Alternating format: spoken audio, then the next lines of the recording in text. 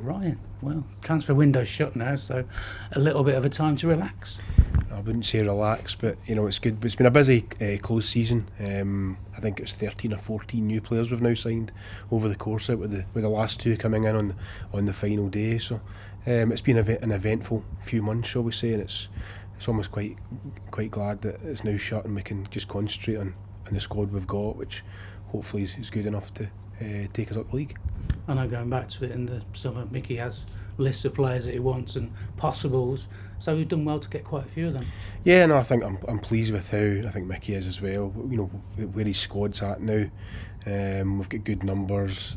Obviously the issues, the fact you can't get emergency loans anymore, and there are obviously so many games too in the league and the EFL trophy, and obviously not the League Cup anymore, but there are so many games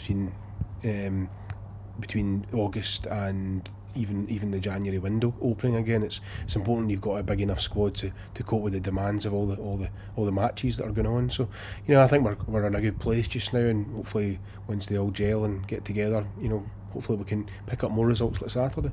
That's one of the changes coming in this year, isn't it? The loan window. So it comes in that basically that's it now till January. Well, that's the squad. The squad we have now is the squad until January. We can't bring any other players in. I think there's a rule you can bring in an emergency goalkeeper, but hopefully we're well covered in that department. There are no issues there either. And looking at the start of the season as well, I mean, August has been very busy football-wise. Tuesday, Saturday games all the way through. Yeah, it's been a hectic start to the season, definitely. Obviously a bit up and down as well, if we're all honest about it. But when you look at the league table after the weekend's results, and you think, well, do you know what, I think we're only 3 points off the playoffs. And you think, well, we've not actually had that great a start to the campaign. Even the MK Dons game, the first game of the season, well, I thought we were very unlucky to lose that, so potentially that was a point we should have probably had. And the game last week against Gillingham as well was another one we should have at least a point from as well. So even those 2 points or 4 points could potentially have taken us into the playoff positions we are just now. But it just shows you everybody's capable of beating each other in this league.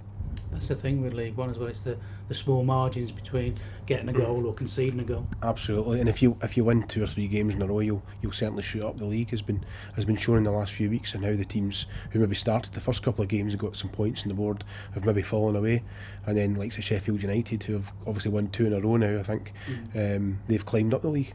I think as well, I suppose, looking at it, is only Charlton where we've been on the end of a poor score, but that was just basically a 10-minute spell. Yeah, it's one game, and you're going to get that. Everybody's going to have that because of the capability of every team. I mean, Charlton is a hard team. They've got good players. They've come from the Championship, and we had a bad 10 minutes spell and lost the game and lost the goals. But hopefully out with that, we've competed quite well in my opinion, and nobody's, even Sunderland didn't take us to the cleaners, which they potentially could have done. Looking away from it as well, training ground, it looks like nature's on our side for now. Yeah, no, it's nice to see the grass coming through. I mean, Dave Saltman's back from holiday yesterday, so I had a good chat with him about how the next steps and what we need to do to make sure we get the grass continuing to grow, shall we say, and maintain, because obviously it now needs cutting on a regular basis to thicken it out to get the level that we need.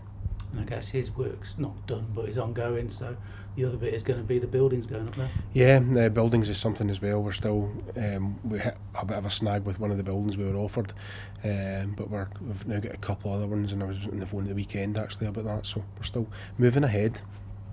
And with it being modular buildings, it's quite a quick install once they're there. Can be, yeah. It can be done in a matter of days. It can actually all be installed within a day to 2 days, and then an internal fit out after that. But it's not concerning me.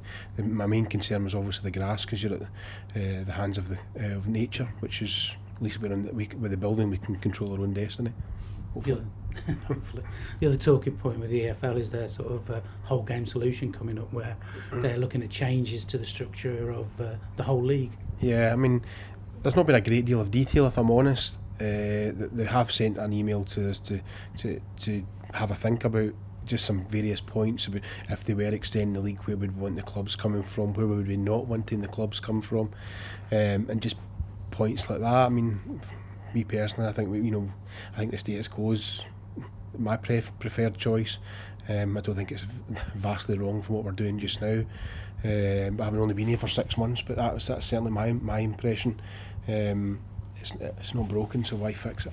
I suppose that's the thing, is it? Because it is a strong league. I mean, the Championship is the 4th highest watched in Europe in sort of attendance-wise.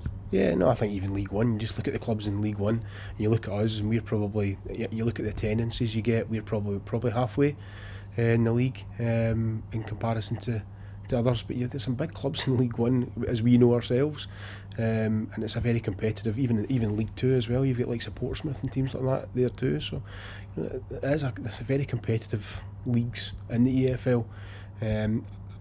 I don't think we'll ever get agreement on a way forward to try and change the format, because it's very difficult getting everybody to agree to anything, I would suggest, because everybody's got different agendas. As well, and tomorrow night is Sports Parliament. The importance of that organisation, I say, just for input and output and a sounding block for the club. No, I'm always happy to attend the meetings. Obviously we go to every second one. I haven't missed one since I started, and I don't intend to. We actually moved it forward to this week because I'm selling my house in Scotland next week. So I'm looking forward to that tomorrow night. Always keen to get honesty and people's supporters' views on everything, whether it's the stadium, whether it's the team, or whether it's the match day experience, whatever it might be. And there's nothing better than people giving you suggestions and trying to help you along the way. Always good to go on the back of an away victory. That does help. I wouldn't have. It would probably have been a little less pleasant had we lost at the weekend, but no, it's always good to get a victory, then go to the meeting on the Tuesday.